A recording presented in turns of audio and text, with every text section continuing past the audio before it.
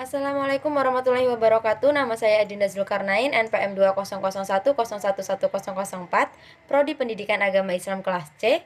Di sini saya akan presentasikan hasil jurnal saya yang berjudul Sejarah Aliran Linguistik, yang mana diajukan untuk memenuhi salah satu tugas individu mata kuliah Bahasa Indonesia yang dibimbing langsung oleh yang terhormat Bapak Andre Tiono Kurniawan, SPD MPDI.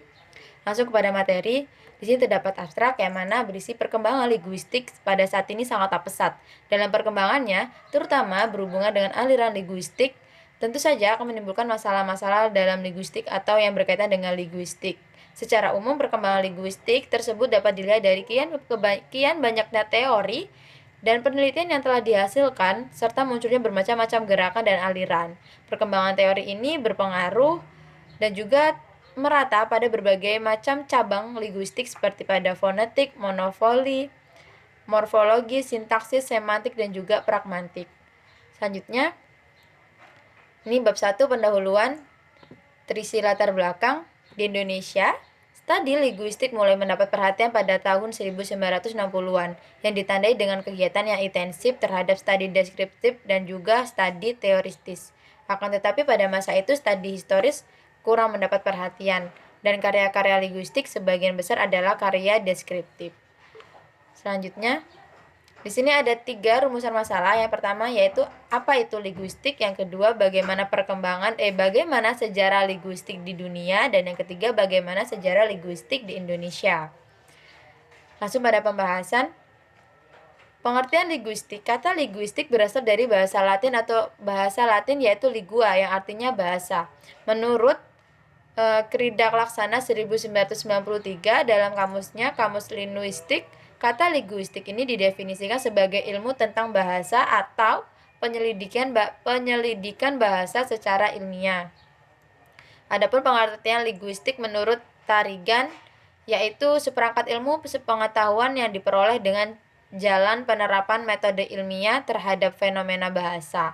Sebagai penyelidikan bahasa secara ilmiah, linguistik tidak membedakan antara bahasa yang satu dengan bahasa yang lain. Selanjutnya, sejarah linguistik. Linguistik tradisional, yakni pada zaman Yunani kuno abad ke-5 sebelum Masehi, Yang kedua, di sini dalam masa ini fokus kajiannya adalah yang pertama pertentangan antara finis dan nomos, pertentangan antara analogi dan anomali, kaum Sofis, Plato, dan Aristoteles. Selanjutnya, linguistik strukturalis, yakni merupakan perkembangan lanjut studi bahasa yang eksis sejak tahun 1857 yang diprakarsai oleh Bapak Linguistik Modern Ferdinand de Saussure. Aliran linguistik strukturalis mendeskripsikan bahasa berdasarkan ciri khasnya. Dan di sini pada aliran-aliran ini terdapat strukturalis Amerika, yang pertama ialah Ferdinand, terus Bloomfield, dan strukturalis Amerika. Selanjutnya, linguistik di Indonesia. Teori linguistik di Indonesia banyak dipengaruhi oleh linguistik Barat, Eropa, Amerika, karena dari sanalah aliran linguistik itu muncul dan banyak belajar tentang linguistik. Pada akhir abad 19 yang disebut tata bahasa adalah kelas kata, sehingga buku-buku tata bahasa tata buku bahasa yang mengulas tentang hal tersebut. Hal ini karena banyak mendapat pengaruh dan juga karya-karya kebahasaan dapat dibagi atas bahasa pedagogis atau digunakan untuk pengajaran bahasa Indonesia di sekolah dan tata bahasa teoritis. Selanjutnya, kemajuan yang dicapai sepanjang sejarah linguistik Indonesia dalam beberapa bidang kajiannya, yaitu yang pertama, bidang fonologi, yang mana masuknya konsep fonem tahun 70-an, masuknya wawasan tentang unsur suprasegmental oleh Hamran Hamim, dan yang kedua ialah bidang morfologi, yaitu masuknya konsep morfem, pemakaian model, dan penggunaan model. Yang ketiga bidang sintaksis, yang keempat bidang leksikografi,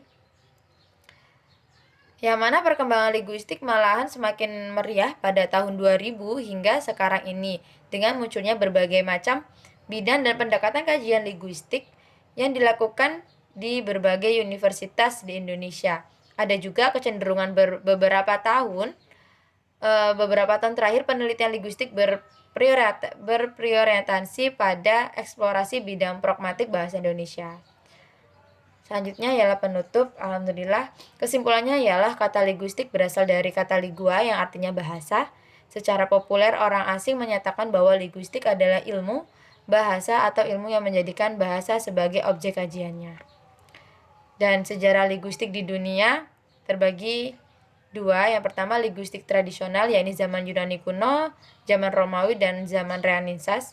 Yang kedua yaitu linguistik strukturalis, yakni aliran Ferdinand de Saussure dan juga Bloomfield dan strukturalis Amerika. Sedangkan sejarah linguistik Indonesia, kesimpulannya ialah teori linguistik di Indonesia banyak dipengaruhi oleh linguistik Barat atau Eropa Amerika, karena dari sanalah para linguis banyak belajar tentang linguistik. Alhamdulillah selesai sudah. Banyak salah, saya mohon maaf. Saya akhiri. Wassalamualaikum warahmatullahi wabarakatuh.